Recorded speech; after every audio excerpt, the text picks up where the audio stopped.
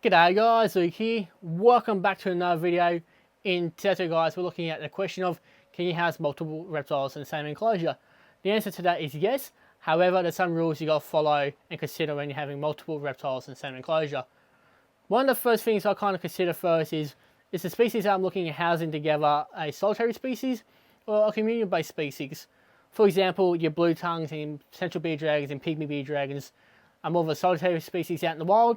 The only reason why they get together is for mating purposes in the breeding season, while a more communal species would be a central netted dragon. We often find 3 or 4 of the little guys in a little group. They tend to thrive.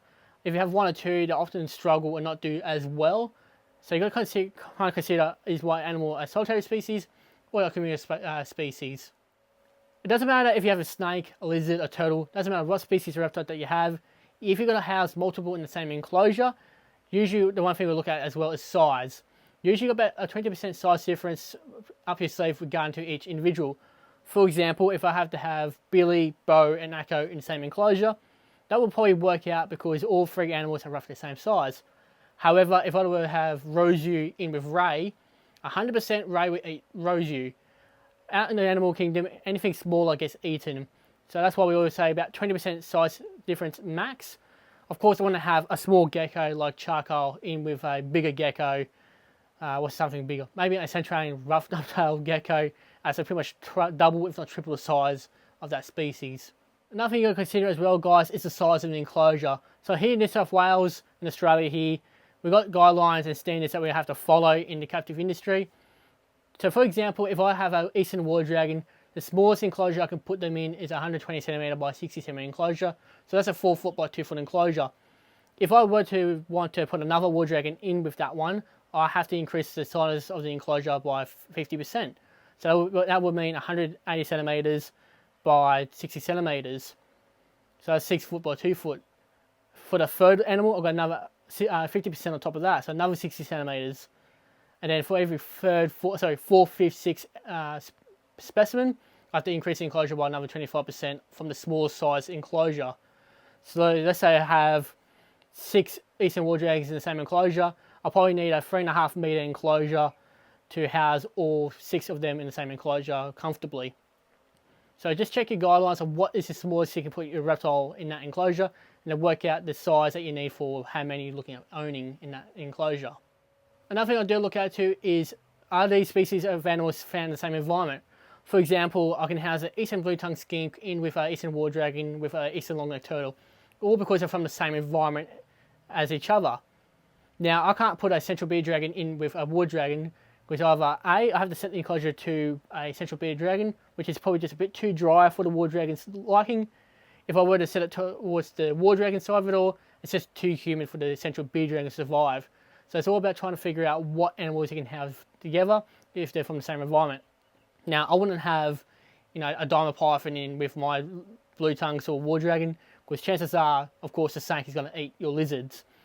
So with the snake side of it all, I keep Carpet Pythons with Carpet Pythons, Children Pythons with Children Pythons or Spider Pythons, Black-headed Pythons with other Black-headed Pythons, but not with Woma Pythons, since Woma and Black-headed Pythons are different sizes as adults. So as long as you got a reptile from the same, genus or family, often works out. But you just got to do a bit of research and make sure you're not going to have any dramas with that. Another thing I do look at too is with feeding and resources. So when I have multiple lizards in the same enclosure, I'll make sure I put enough food for how many animals in that enclosure for the day. Make sure there's enough water to go around, enough shelter, so hides and places in there to take cover. Heating and UVB, as long as there's got enough space for everyone to sit in and around the heating or around the UVB, that's another thing I consider as well, and making sure we've got enough resources to go around. With snakes, I separate my snakes when I go to feed them. Otherwise, if you were going to feed both snakes in an enclosure, chances are they're going to fight over and it can get quite nasty quite quickly. So it's always a good thing to separate your snakes when you're going to feed them. The last thing I look at when I'm putting multiple animals together, if I have 3 or more individuals together, is have more females than males. So let's say if I have 2 boys and 2 girls, that can work out. But let's say I've got 2 boys and 1 girl, and it's not going to work out because the 2 males will punch on. And it's like us humans, let's say me and my best mate will probably go to a bar and club, see a very attractive Sheila, and we might end up fighting over her. It's just nature as it is. One other thing I do consider as well is the personality of that individual. Now, before I used to have Blue and Bo housed together quite fine, until one day they started punching on out of the blue. My guess was because we got Blaine that year, or a couple of years before that, she hit sexual maturity, guessing as a female. She let out the pheromone, and both boys both smelled that and decided to fight. So I had to separate them. Nothing as well is Akko behind me here. I could not have Akko with another dragon. She's that territorial and dangerous. She often might attack, even injure the other animal in the enclosure. So sometimes species have to be housed on their own, or individuals have to be housed on their own because of that purpose. A good example as well is the Ridge Monitors. Now I have seen people successfully keep 2 males, maybe 4 females in one enclosure, but then one day one of the males might just turn on all of them and start killing them all. So it's all about that personal connection as well, or personal trait that they have to consider. Other than that, guys, that's it for today's video. I hope it kind of helps out what you guys need to consider when owning multiple animals in one enclosure, as well as some of the rules you've got to think about. So thank you all you guys for watching, and I'll see you all in the next video.